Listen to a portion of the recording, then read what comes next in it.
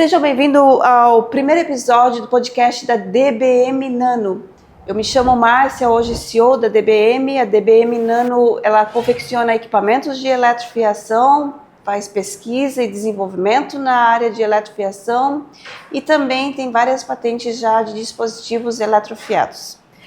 Nesse podcast nós vamos falar muito sobre inovação, ciência aplicada, impacto da nanotecnologia, mas nós vamos trazer clientes, parceiros, amigos, em que nós trabalhamos junto, junto com a universidade, fazendo várias pesquisas para debater esse tema mesmo, como pode uma empresa privada estar trabalhando junto com a universidade, inovando e ajudando a mudar, a criar, a trazer novos projetos. Vai ser um podcast bem diferenciado e eu hoje tenho o prazer de trazer aqui o professor Márcio Vidotti, que é um dos nossos grandes parceiros da Universidade Federal do Paraná. Professor Márcio, muito bem-vindo por ter topado aí descer a serra, de Curitiba e vir para Joinville conversar com a gente. Oi, Márcia, eu agradeço o convite e me sinto muito honrado de estar aqui participando desse podcast e espero que a nossa conversa possa ajudar bastante aí a desenvolver todos os assuntos relacionados com nanotecnologia, ciência e toda essa parceria importante entre a universidade e também empresas. Muito bom, professor. Professor, eu gostaria de ouvir um pouquinho da sua história acadêmica aí para a gente começar. A frase principal da DBM, quando ela nasce, a gente falou que a gente transpôs os muros acadêmicos e transformamos o paper em PIB. Mas eu sei que o paper é muito importante, Tá dentro do mundo acadêmico, ele foi extremamente importante. Então, conta um pouquinho da sua trajetória aí, como chegou e até onde chegou. Claro. Bom, eu sou sou bacharel em Química pela Universidade de São Paulo, não sou aqui da região sul do país, eu sou de São Paulo, da Universidade de São Paulo.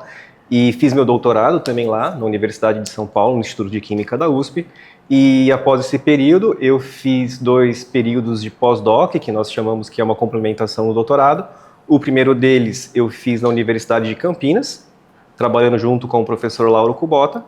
E logo após esse período, eu fiz um pós-doc no exterior, na Universidade de Warwick, lá no Reino Unido, Inglaterra, onde fiquei também 1 ano. E após esse período, eu voltei para o Brasil. E logo na sequência eu fiz o concurso para professor do Departamento de Química da Universidade Federal do Paraná. Eu entrei em 2010, no segundo semestre de 2010 na Universidade Federal do Paraná e continuo até hoje, lá depois desses praticamente 15 anos ali trabalhando na UFPR. É uma linda trajetória, professora? A gente sabe que a vida acadêmica, ela não é tão fácil, Sem dúvida. A gente tem altos e baixos aí de percurso, mas uma trajetória muito bela. Professor, eu gostaria de saber um pouquinho das suas áreas hoje de pesquisa, para a gente começar a introduzir e depois colocar também a empresa aí, no meio. Então, desde 2011, na Universidade Federal do Paraná, alguns professores, nós criamos o nosso grupo, que é o grupo de pesquisa em macromoléculas e interfaces do Departamento de Química ali da UFPR, E desde então, a gente vem trabalhando com muitos temas dentro do grupo, O principal deles está com certeza na área de materiais nanoestruturados, e esses materiais são aplicados em diferentes áreas do conhecimento e tecnologia. Na minha área, que eu sou um pouco mais voltado para uma questão eletroquímica, os nossos trabalhos envolvem o desenvolvimento de nanomateriais para aplicação em dispositivos que armazenam energia, em dispositivos sensores e biosensores, E todos os outros temas relacionados a qualquer tipo de aplicação que envolva uma questão eletroquímica ou que envolva nanomateriais, síntese de colóides, a própria caracterização de materiais é muito importante também, e todos esses temas fazem parte ali do nosso grupo de pesquisa. Muitas áreas boas, e nesse contexto eu queria então começar a introduzir e fazer uma pergunta, porque nem eu lembro mais, mas como que você conheceu a DBM? Então, a DBM, ela partiu, na verdade, porque no nosso grupo, boa pergunta. O nosso grupo, ele é composto por outros professores também, né? Hoje, ele é composto não só por mim, né, Márcio, mas também pela professora Isabel e pelo professor Diogo também, que estão no grupo de pesquisa. E uma das palestras suas que você deu em algum desses inúmeros congressos que a DBM participou, a minha esposa participou, que ela também é especialista nessa área de polímeros, de eletrofiação, tinha bastante interesse na área. E a professora Isabel trouxe para o grupo, né, apresentou a empresa, digamos assim, né, para todos nós, não só para mim, mas também para os alunos. E a partir daí, a gente começou a fazer um contato bastante interessante de dúvidas, especialmente na questão da eletrofiação, e foi desenvolvendo, né? Primeiro, acho que nós vimos a possibilidade de aplicação da eletrofiação em todas as nossas áreas, né? E hoje em dia a eletrofiação ela está em diversas áreas do grupo de pesquisa, não só na questão eletroquímica, né? Que é mais a minha área. E a partir desse ponto começou uma conversa em relação à eletrofiação. Nós adquirimos o nosso primeiro equipamento com vocês, que está até hoje trabalhando todos os dias lá, né? Está todo dia trabalhando muito bem o equipamento de eletrofiação. E a partir desse ponto surgiu a oportunidade de outros produtos relacionados, outras técnicas relacionadas, e hoje a gente está com essa parceria bem estabelecida, já temos alguns editais, já temos muitos trabalhos atuantes, né? E a ideia é continuar cada vez mais aí com essa parceria. Então, professor, como você vê essa parceria, né, empresa privada? Sim. Porque esse é um assunto que é muito debatido Sim. nas universidades. Sem dúvida. Eu lembro que eu lecionei por 10 anos e esse era um assunto que nós trazíamos muito para as pautas, né? Porque mais empresas não estão junto com a universidade? Por que a universidade não transpõe esses muros e vai até as empresas? Sim. E a gente sabia de todas as dificuldades, mas como é que o professor, na sua visão, a importância disso e também das dificuldades? Porque, claro, a gente sabe que tem o outro lado, mas fique à vontade para colocar o seu ponto de vista. Bom, aí é uma visão muito particular, né? Então, o que acontece você até comentou muito bem no começo da nossa conversa, a importância da pesquisa científica em si, né? Que até determinado momento, né? A pesquisa científica em si, o produto que se tem em relação a isso é a questão dos artigos publicados, dos editais ganhos, né? E a partir de um determinado momento, né, na minha visão, digamos assim, né, o começo de carreira de todo pesquisador, ele está um pouco centrado na questão da publicação de papers, na produção desses produtos acadêmicos, na orientação de alunos, né? Mas ele fica, talvez em algum momento, pelo menos na nossa área, né, que é uma área voltada mais para a química, talvez tenha ficado muito dentro da universidade esse tipo de comportamento, né? Ou seja, eu brinco muito, né, que às vezes nós pesquisadores, nós criamos os nossos próprios problemas que nós mesmos resolvemos, né? Então a gente acaba às vezes não saindo muito dessa, é até um certo vício, eu acho, né? Então eu acho que a questão desse start, né, em relação à inclusão das empresas e dessa parceria, está justamente em nós da universidade termos essa visão que tudo bem que nós temos que resolver os nossos problemas, as nossas perguntas acadêmicas mais detalhistas, digamos assim, né? Mas a gente não pode esquecer que no final o que a gente precisa é fornecer uma resposta para a sociedade, né? Então, essa resposta da sociedade, eu enxergo como sendo que a universidade, sendo o local que a gente tem que formar os profissionais para atuarem na sociedade, sem dúvida nenhuma, mas também nós na universidade podemos trabalhar para tentar resolver os problemas de empresas também dentro da universidade. E eu acredito que esse é o principal gatilho que todos nós devemos trabalhar. Nós da universidade, nós temos todo o conhecimento, todo até o corpo, a questão de equipamentos, de como fazer, né? Perfeito, infraestrutura, e o pessoal das empresas também tem que talvez começar a enxergar também que muitas das respostas, muitas das perguntas que vocês têm de desenvolvimento, de trabalhos, também podem ser respondidos pela universidade, né? Então, eu acredito que essa parceria é fundamental por N motivos. Primeiro, para entregar para a universidade problemas de fato para serem resolvidos, não ficar só numa questão muito acadêmica, porque um pesquisador, se quiser, ele pode passar a carreira dele toda fazendo uma questão muito acadêmica. O que a gente chama de engavetando os artigos, às vezes. Por exemplo, né? E eu acho que você precisa de um pouco mais dessa conversa. Né? Então, por que não acontece? Eu acredito que hoje nós tenhamos alguns entraves burocráticos muito complicados, né? Acho que você sabe disso também muito bem. Sim, né? Isso a gente, às vezes, já passou com algumas universidades e não fluiu.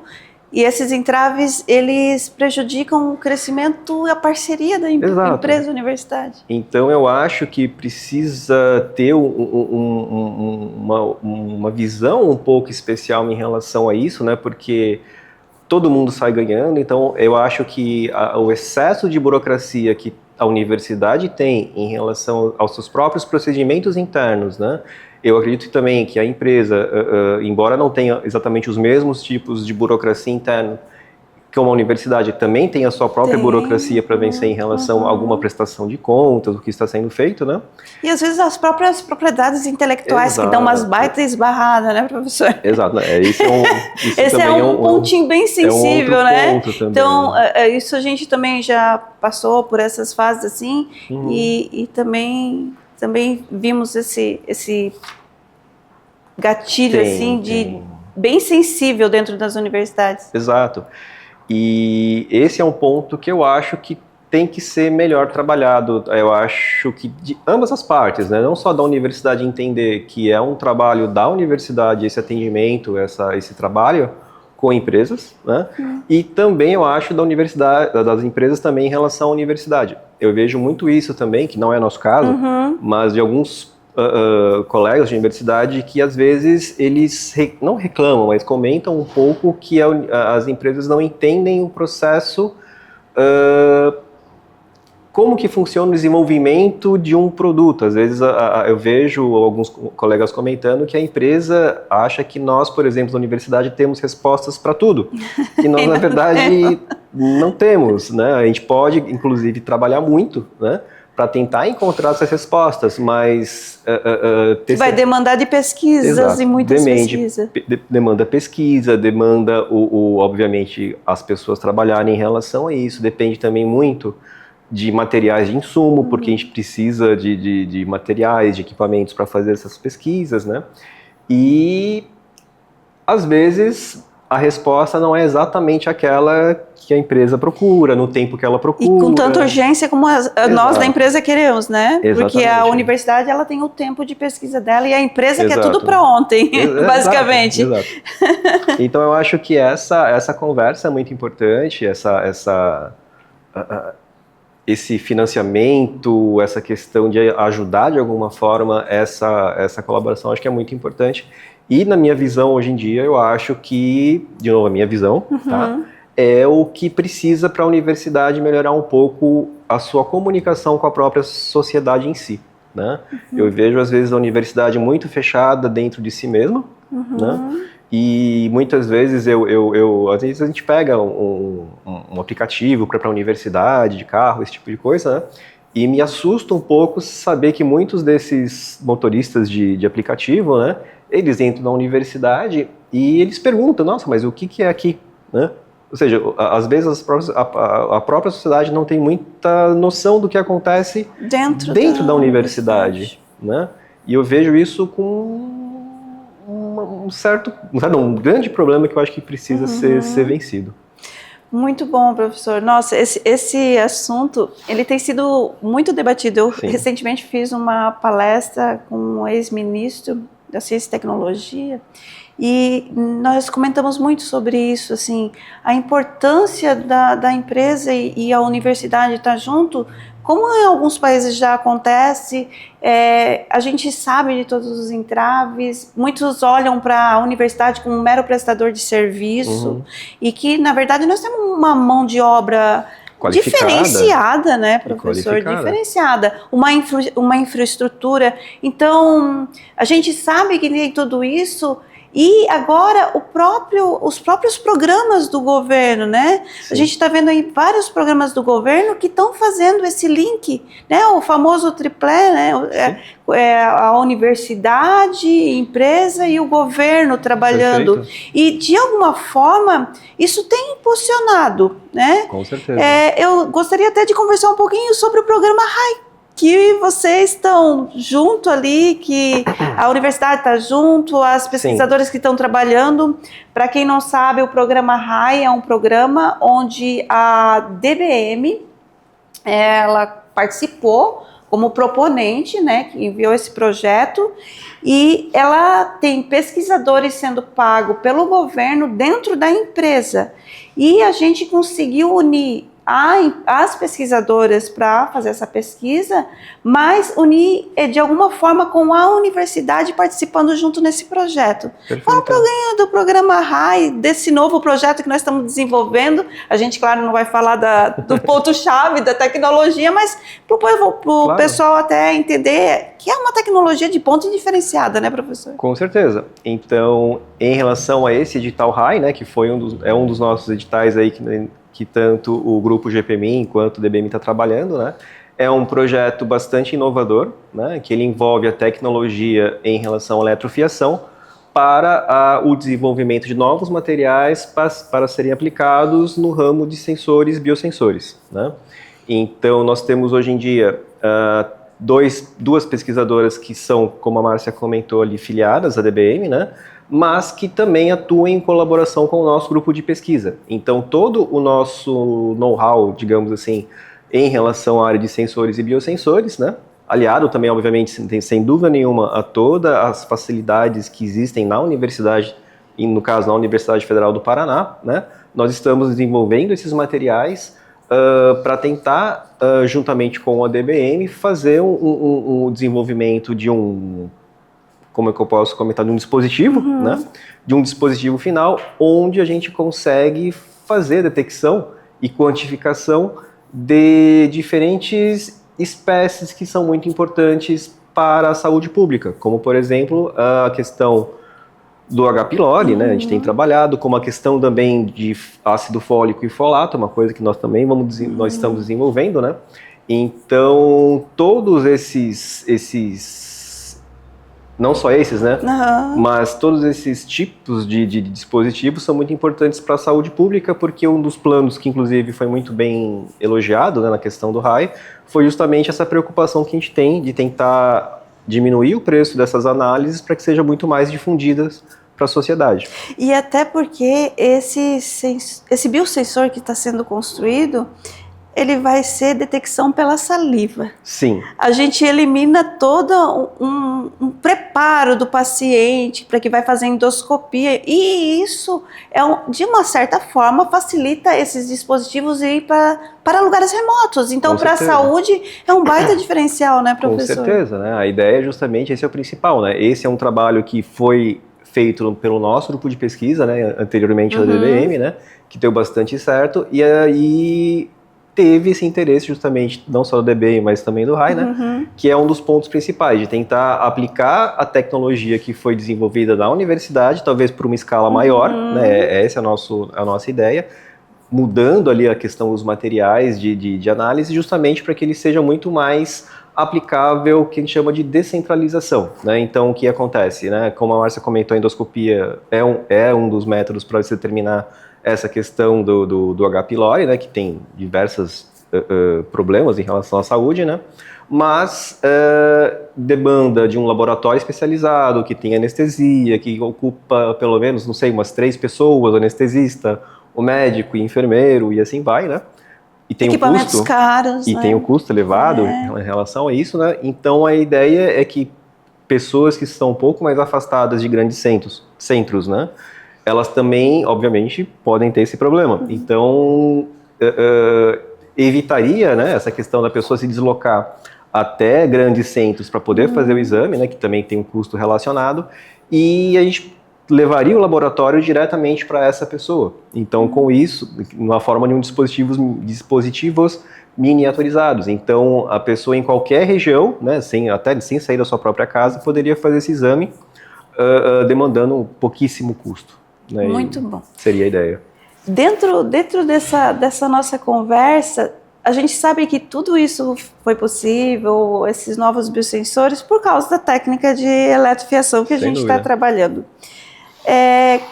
Você falou que chegou pela professora Isabel, né? Sim. Mas queria entender um pouquinho mais como a eletrofiação tem modificado um pouquinho a pesquisa de vocês, porque vocês vinham numa linha e agora estão trabalhando com a eletrofiação. Sim. E a eletrofiação, ela é uma técnica que, embora a gente saiba que a teoria é extremamente antiga, mas no Brasil ela está chegando agora e a gente está vendo um crescimento exponencial de artigos muito elevado, né? De boas revistas, bons periódicos com essas publicações. Fala um pouquinho da eletrofiação, como ela chegou e como ela está mudando a história da pesquisa lá na... Claro.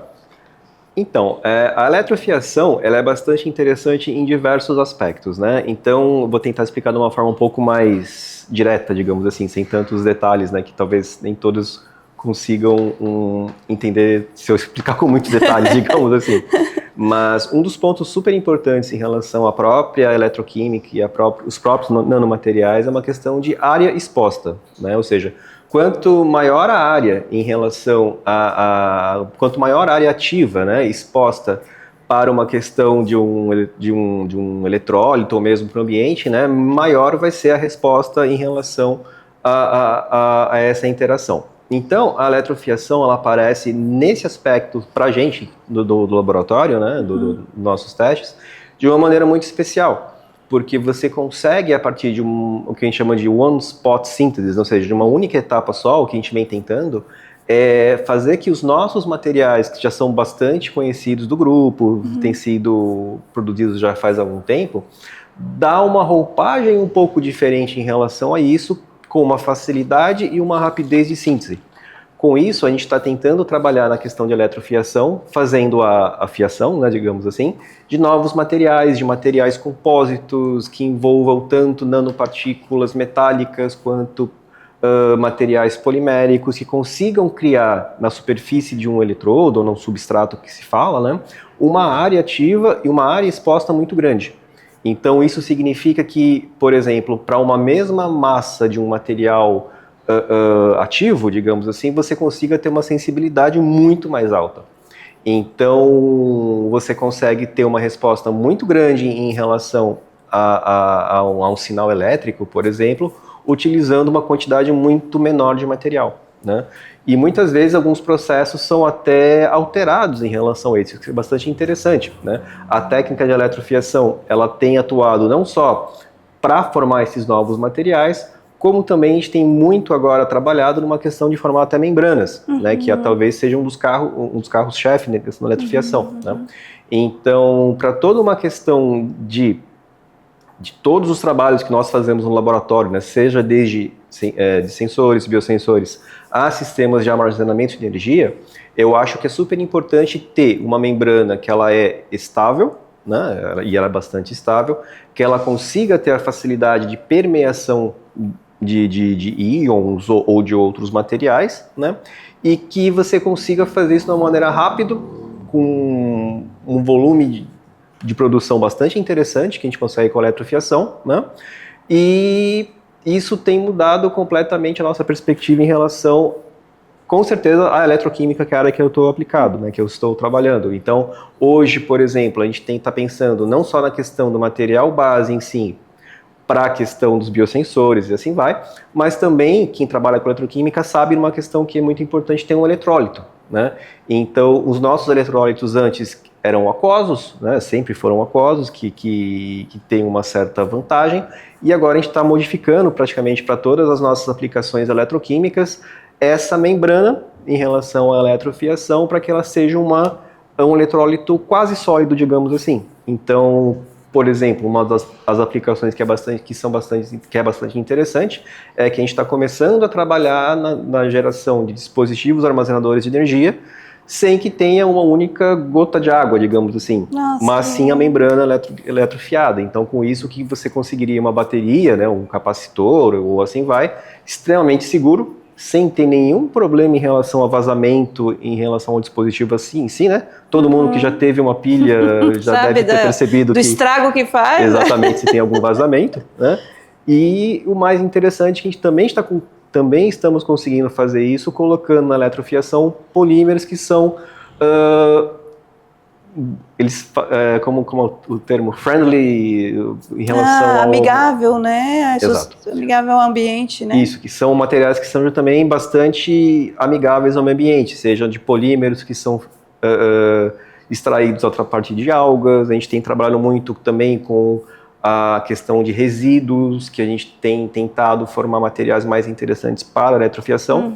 Então, sem dúvida nenhuma, a eletrofiação acabou por criar novos rumos, digamos assim, em relação à pesquisa. Falando nisso, até sobre eletrofiação, eu sei que a professora Isabel, que também que faz parte lá do time de pesquisadores de vocês, ela usa muito polímero que o solvente é água também, né? Porque é outra coisa muito interessante na eletrofiação, que você acaba eliminando solventes orgânicos mais tóxicos e acaba utilizando um solvente que é universal. Sem dúvida. Né? Muito bom. Bom, professor, a gente também teve um projeto aprovado que é o MyDai. Fala um pouquinho da experiência da MyDai. É tão legal porque para nós como empresa, de alguma forma, poder estar presente na universidade. Claro. Afinal de contas, a minha carreira acadêmica, ela foi por muitos longos anos, né? Não falar muitos longos, porque vão pensar que eu sou muito. Mas, assim, ela foi dentro de uma universidade. E eu tenho um carinho especial pela universidade. Sim. E é uma das coisas que eu sempre perguntava, por que as minhas pesquisas ficavam dentro da gaveta, eu não conseguia fazer. Então, eu fiz dispositivos para crescimento ósseo, eu fiz dispositivo para regeneração do nervo periférico, eu fiz tudo isso e ficou tudo arquivado. E isso era uma coisa que incomodava. Sim. E como o professor falou, eu queria muito que isso fosse para a sociedade, mas eu não conseguia ver essa virada na época que nós não tinha tanta essa parceria. Agora, de alguma forma, a nossa empresa podendo fazer parte disso, para nós, como pessoa, é uma satisfação pessoal mesmo, minha, mas como vocês da universidade receberam, né, sabendo que a gente poderia apoiar agora no MyDai também? Eu acho fantástico. E falar um pouquinho do MyDai, né? Desculpa, que Imagina. A gente tem... O MyDai, então, ele é um edital especial, né, que é financiado, e você precisa ter o apoio. Não é que você precisa, né? É feito justamente para que você tenha o apoio de uma empresa com a universidade, né? E isso é bastante interessante, porque a própria empresa, né, um dos pontos dessa questão do edital MyDai, ela precisa ter que se chama de contrapartida, né? Então, com isso, a própria empresa colabora financeiramente com o desenvolvimento da pesquisa ali mas na universidade em si. E isso eu acho que é fantástico, né? Porque um dos pontos que eu sempre acho, de novo, minha opinião, né? Que eu sempre critico muito a questão da universidade é que ela se tornou muito refém de uma questão de programas governamentais, né? E a gente sabe que tudo que a gente não tem nesse país é uma estabilidade política, econômica e assim vai. Então, quando a gente tem muitas flutuações em relação à política econômica ou política em si, a universidade é a primeira, obviamente, ali que sente na carne, né, esse tipo de problema, né? Não à toa nós temos diversas universidades aí, como de Janeiro, mesmo na UFPR, com algumas dificuldades financeiras, né? E o fato de você poder, eu não digo nem ter ajuda, né, porque eu acho que ajuda é uma palavra muito, muito pesada, mas essa colaboração financeira com o edital MyDai de uma empresa que tem interessado no nosso trabalho, eu acho isso fundamental, né? E isso incentiva não só pesquisadores, como é meu caso, a fazer essa resposta para a sociedade, mas também para os alunos em si, né? Porque eu acho que a universidade, ela é feita não para mim, né? Ela é feita para os alunos que precisam ter uma profissão, que eles precisam de uma profissão, e eles, nesse momento, eles precisam ser incentivados a veio importância em relação ao que está sendo aprendido na universidade, né? Então, o edital MyDai, ele cai como uma luva nessa questão que eu acho que é um dos pontos bem complicados hoje em dia da sociedade, né? Da faculdade, da universidade em si, né? E esse edital MyDai, como eu disse, né, como nós temos vários projetos em andamento, ele tem uma questão específica, né, porque ele está financiando o nosso laboratório dois alunos, né, ou seja, um aluno de mestrado e também um aluno de iniciação científica, ou seja, sem esse edital MyDai, esses alunos não estariam hoje em dia, talvez, ali, né, no nosso grupo, ou mesmo até fora da universidade, eu diria, né, porque você precisa trabalhar, então imagino que isso não teria acontecido. Então, por causa do edital MyDai, a gente conseguiu ter esses dois alunos que são excelentes, na verdade, né, para nosso grupo, na universidade em si, e eles estão juntamente desenvolvendo toda uma questão de dispositivos em relação à eletrofiação, né, e também na questão de membranas. Tá? Então, a gente está tentando fazer misturas de polímeros e misturas de materiais, né, para que a gente consiga, com a eletrofiação, a gente tem tentado criar membranas, tá? Que, além de biodegradáveis, porque a gente está utilizando um material que é biodegradável, né, que é um polímero biodegradável, e vai ser aplicado justamente naquele ponto que eu comentei anteriormente, né, de você tentar pegar uma membrana que não é líquida, não é sólida, alguma coisa quase sólido, né, todo ele derivado de um material aí biodegradável, sem ter nenhum tipo de polímero derivado de petróleo, por exemplo, né, que é uma das questões ambientais aí de bem importante, pouco, né? Até porque tá aí as ODS e a gente tem que entrar na linha para, como empresa, como universidade, sempre pensando na sustentabilidade, meio ambiente. Do MyDai, a gente já teve bons resultados, né? A gente teve lá o que a gente chama de Raninha, porque ela é muito queridinha, a Hannah, a sua aluna, que deu todo um apoio para nós nos biosensores que nós estamos desenvolvendo aqui dentro da empresa também. Ela já foi uma parceira já no começo ali da pesquisa. Mesmo e agora, antes de entrar no mestrado, sem dúvida. Mesmo antes de entrar no mestrado, a menina já fez um excelente trabalho. E quão importante foi essa parceria, porque nós já tínhamos o conhecimento, né? Estava ali com toda a parte bioquímica, com toda a parte, mas faltava o conhecimento de entender um pouquinho para fazer aquela leitura daquela bactéria, e a gente unir essa força foi extremamente importante. Está lá o dispositivo funcionando, entregamos um baita de um biosensor para detectar a bactéria que a empresa tinha solicitado, mas isso foi possível por causa dessa parceria. Então, assim, para nós da DBM é sempre uma honra. Eu não digo que como empresa você está ganhando, ou você... Não, como empresa nós estamos numa baita parceria, não que a gente esteja só, eu aportei dinheiro, não, nós estamos aportando no que nós acreditamos muito, porque tem excelentes profissionais e que às vezes na empresa tu não tem toda essa bagagem, principalmente quando se trata de uma startup. Com certeza. Né? Nós estamos iniciando, a empresa ainda é nova, eu não consigo aportar todos os profissionais dentro da área. Mas a possibilidade que a gente teve com o MyDai, com o RAI, e trazer essa parceria para a empresa facilitou, ajudou nos novos produtos, e para a universidade, acho que sem dúvida... Sem dúvida nenhuma. Né? Então, como eu disse, é uma situação que todos ganham, né? Todos ganham, absolutamente todos ganham, né?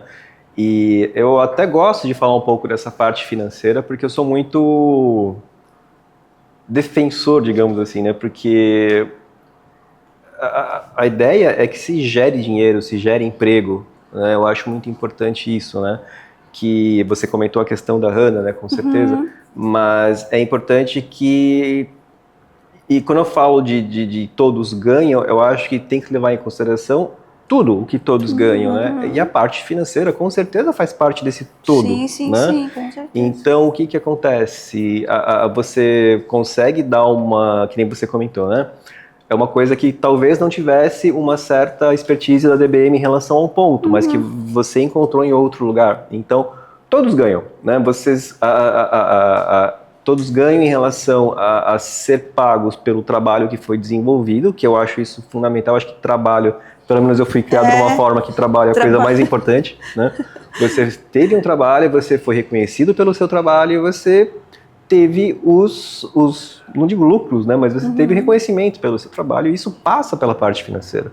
Eu acho que um dos pontos que hoje eu vejo que a pós-graduação está um pouco em queda é que eu não enxergo que tenha essa questão financeira muito bem pensada em relação aos nossos alunos de pós-graduação. Porque eu acho que eles merecem ser mais reconhecidos em relação ao trabalho que eles fazem.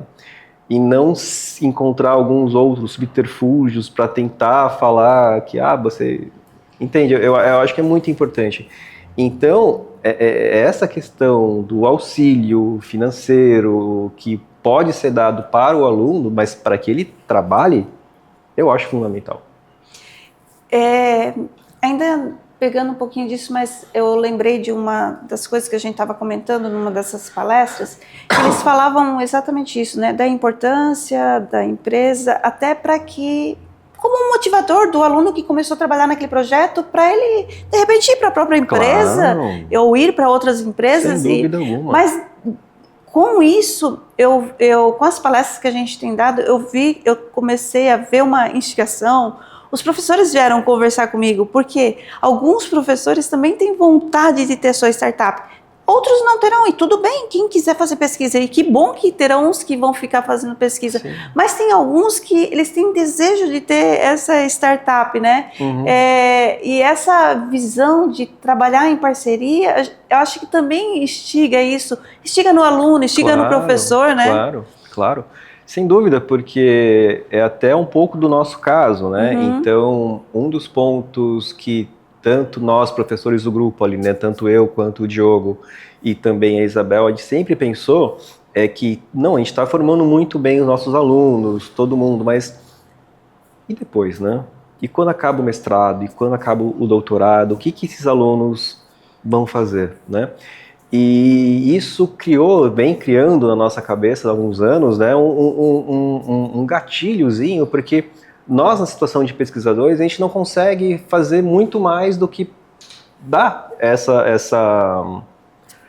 esse know-how que nós temos para eles, né? Então, a partir desse ponto, a gente pensou, não, a gente tem que tentar também ajudar a fazer alguma coisa depois que eles se formarem, né? E aí vem o caso das criação dessas startups, né?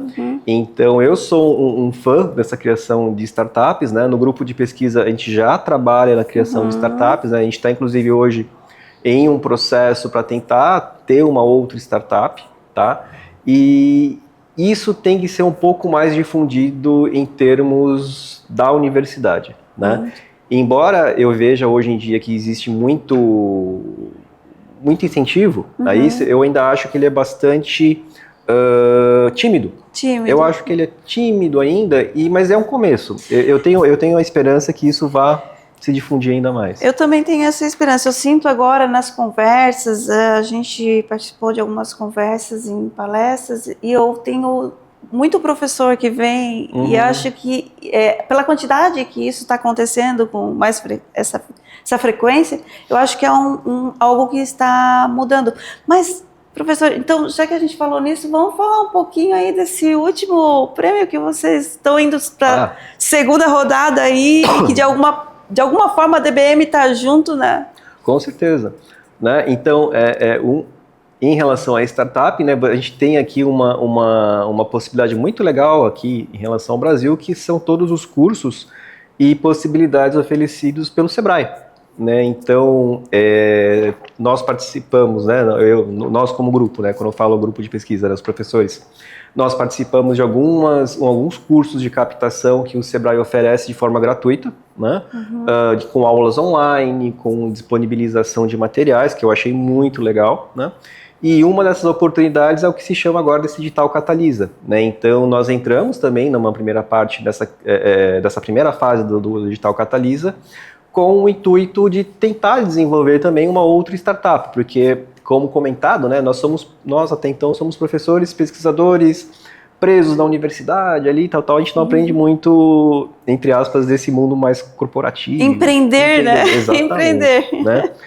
E aí nós fizemos o curso, né, que demanda obviamente um tempo, você tem aulas que você assiste, trabalhos que você precisa, como se fosse um aluno, né? Nós professores voltamos a ser alunos aqui agora, né? E nós fizemos vários temas e estudamos e propusemos uma questão de continuidade desse processo Catalisa, né? Que foi justamente um dos planos que nós temos com a própria DBM, né? Então nós passamos, né, essa primeira fase, nós fomos aprovados, e estamos agora na segunda fase, que é um afunilamento. Se eu não me engano, 300 projetos foram aprovados no país todo para ir para essa segunda fase, nós fomos um deles, né? E agora a gente vai trabalhar na segunda parte do edital Catalisa, justamente com já o trabalho de alguns alunos envolvidos, né, de alguns bolsistas, que eles, o próprio edital, ele financia e incentiva a questão desses bolsistas. Isso é bem interessante, né? Porque Sim. esse próprio Catalisa, ele dá bolsa para esses pesquisadores trabalharem em cima do tema que vocês precisam. Exatamente, é muito bom isso. Exatamente isso. Então, se eu não me engano, em alguma das etapas do Catalisa, justamente, digamos que a prova final, né, uma das provas, digamos assim, é que você cria uma empresa com CNPJ, atuante. Então, eu achei fundamental, né, e incentivo muito os colegas que têm esse interesse de startups, né, que deem uma olhada no Sebrae para que tenham essa visão, né. E tudo isso, como a gente está conversando, né, ele partiu lá, para você ter uma ideia, né, partiu lá de uma palestra que você deu em alguma universidade, que a Isabel trouxe, e a gente começou a desenvolver, né, e o mais importante que eu acho isso, né, um pouco até dos jovens hoje em dia, né, a coisa não cai do céu. Não cai do céu. Né? Então, exatamente. É feito um processo, é feito uma conversa, uma discussão, tem tanta coisa por trás, né, dessa questão, o próprio edital RAI, o próprio edital Maidai, o próprio edital Catalisa, né, não Teve um caminhar, né? As coisas exatamente, né? Então, hoje em dia, parece que os jovens são um pouco ansiosos e tal, mas não, tem uma etapa de estudo, tem uma etapa de discussão, tem uma etapa muito importante de planejamento, né? Você precisa planejar muito bem o seu tempo, você tem que fazer algumas visualizações. No nosso caso, por exemplo, como professores, né, a gente, é muito engraçado, né? Você é professor, pensa que você só dá aula, né? Essa é a frase famosa, né? Professor, tu trabalha ou só dá aula, exatamente, né? Então, no nosso caso, né, que nós entramos aqui, os professores nesse edital, né, a gente teve que tentar conciliar as nossas aulas com os nossos projetos de pesquisa, com a orientação de alunos, com prestação de contas, com comissões na universidade. Às vezes psicólogo de aluno também, né? Também psicólogo, banco de aluno, né? A gente tenta fazer tudo isso. E tudo é uma questão de trabalho. Né? Então eu tenho isso muito na minha cabeça, né? Se a gente está conseguindo ter sucesso em relação aos editais, eu fico obviamente feliz, mas tem muito trabalho que está sendo, não digo escondido, mas que está um pouco atrás ali, que às vezes as pessoas só costumam ver o nome no edital, né? Mas não sabem que o nome do edital ele tem muita coisa de trabalho antes. Muito bom. Bom, professora, a conversa está ótima, mas eu acho que a gente já vai encerrando, porque a gente ficaria aqui horas e horas, né? Mas eu sei que o professor tem muito trabalho, a DBM também, nós temos todos. Mas é muito prazeroso falar sobre isso, porque dessa parceria saíram grandes projetos, estão saindo grandes projetos, igual o Catalisa aí, que está uma parceria com a DBM. Ver como essa conversa lá atrás com a professora Isabel e hoje com todo o grupo de pesquisa trabalhando com a área de eletrofiação e botando uma técnica que até então estava, né, não se falava tanto no Brasil, mas que ela está tomando um rumo nesse porte. Sim. Nós, como empresa, estamos lisonjeados, mas eu queria deixar aqui a sua fala final, né? Para o acadêmico mesmo, para o aluno que está lá dentro da sala de aula, para o que está começando a pesquisa, para que dentro da ciência, como ele pode impactar, como pode ser ele ter uma mudança de perspectiva, porque às vezes a gente está vendo uma evasão dentro da engenharia, uma evasão dentro da pós-graduação, parece que às vezes coisas que são menos resilientes estão ganhando rumo, mas a gente sabe que na vida, Sim. né, grandes empresas, grandes CEOs, eles têm grandes bases, ele tem um estudo por trás. Sim. Eu queria a sua fala final aí para nós terminar esse podcast. Infelizmente o ponto que você comentou, ele é real, ele é presente, né, e ele é um problema que precisa ser trabalhado de frente, né? Essa questão da evasão à universidade, da evasão dos alunos da pós-graduação e assim vai, esse é um fato que tem acontecido de fato. São dados que apontam para isso, né? Não é uma questão de achismo. É uma estatística, já, né? de fato. A própria universidade tem hoje em dia uma comissão especial em relação à questão de evasão, né? E tem acontecido. Claro, é nítido, e isso acontece, e isso precisa ser trabalhado e batido de frente, sem dúvida nenhuma, né? E isso talvez venha um pouco dessa questão, né? O que eu vejo hoje em dia, né? O que eu vejo é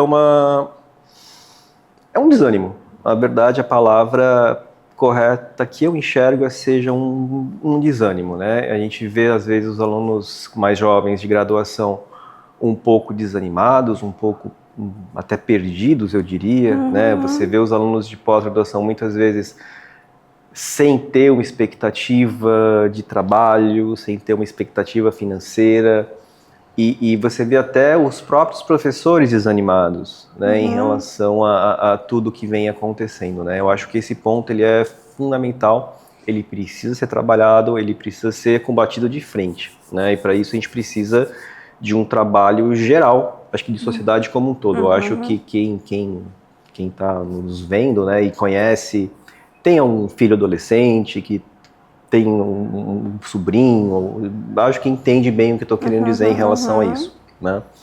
E para esse jovem pesquisador, para esse jovem acadêmico, digamos assim, eu acho que o mais importante é que eles tenham resiliência.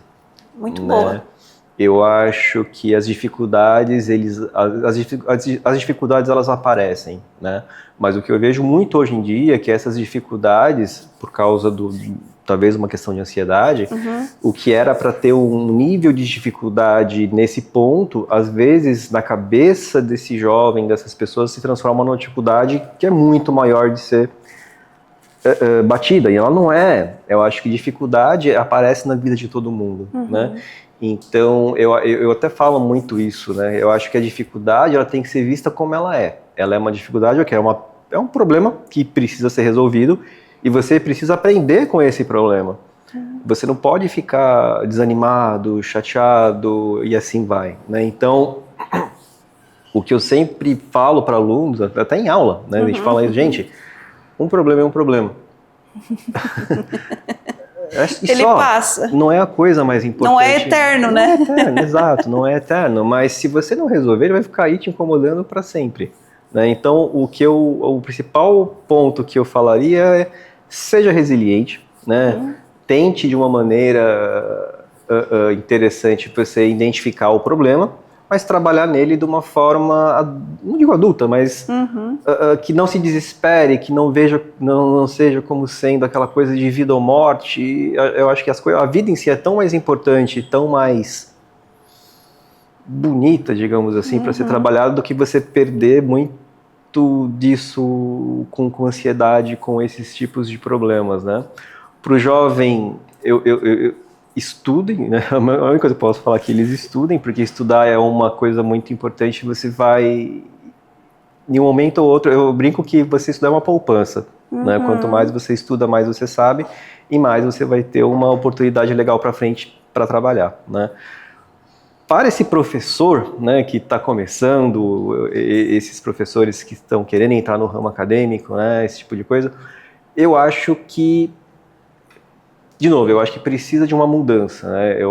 A minha opinião é que a ciência em si no país, ela não pode ser vista da mesma forma que ela vem sendo vista desde lá dos anos 80, né? Com essa questão de essa coisa muito presa ao governo, independentemente de governo, sabe? Eu acho que é muito prejudicial para todo mundo, né? Eu acho que quanto mais a gente conseguir abrir as portas com empresas... Inovação aberta mesmo, Inovação né? aberta, eu acho que precisa ter uma visão um pouco mais profissional em relação à universidade, né? A gente está ali para ensinar as pessoas a terem uma profissão e a gente tem que também trabalhar para que não só ensinar a profissão, mas que garantir que eles tenham a melhor possibilidade de profissão possível. Então, eu acho que esse é um trabalho que não sei se eu sou jovem, não sei se eu sou velho, mas eu acho que todos os professores deveriam ter isso e eu acho que essa é a saída para esses jovens aí que estão entrando. A gente tem contato na universidade com muitos professores jovens e eu também sinto esse desânimo, eu sinto muito a vontade de fazer as coisas, mas a impossibilidade por questões burocráticas, financeiras e assim vai. Eu vejo muito isso. Então, é uma perseverança também, né? Ser resiliente, mudar um pouco, talvez, a questão de como enxergar os problemas e ser bem inovador na questão de como resolvê-los. E empreender. Eu estava lendo, eu te mostrei, né? Eu estou lendo vários livros em relação ao empreendedorismo e tem várias teorias diferentes de empreender, né? E a frase mais interessante que me fez pensar, né? Às vezes você pega algumas coisinhas que te fazem, assim, empreender é arriscar. É, exatamente. E inovar gerando nota fiscal é sempre melhor, né, professor?